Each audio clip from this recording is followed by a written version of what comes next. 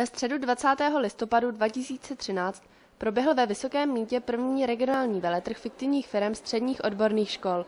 Zúčastnilo se ho 22 firem.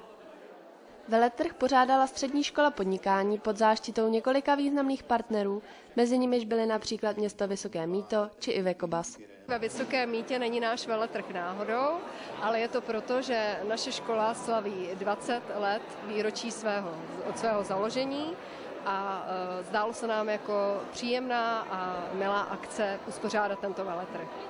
Každá firma se představila během dvouminutového vystoupení, jehož součástí byla i multimediální prezentace a představení firmy v cizím jazyce.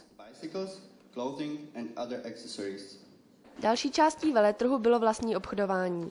To spočívalo hlavně v umění firem přilákat návštěvníky ke svým stánkům, představit jim předměty svého podnikání a ve snaze prodat vlastní produkty. Veletrh je určen v první řadě pro žáky středních odborných škol, kteří tady mají možnost prezentovat svoji práci ve fiktivních firmách. V druhé řadě je určen pro veřejnost, konkrétně pro žáky základních škol, a mají možnost se tady seznámit, jak vlastně fungují firmy, jak funguje podnikání a co vlastně to všechno obnáší.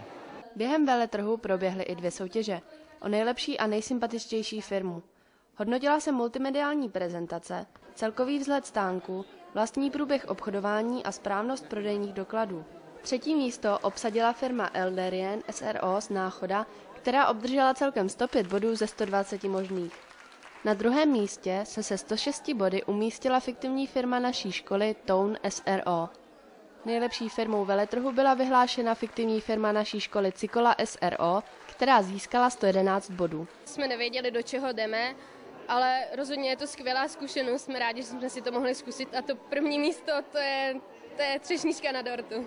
Soutěž o nejsympatičtější firmu vyhrála Cake Magic SRO z Pardubic. Tu volili sami návštěvníci veletrhu.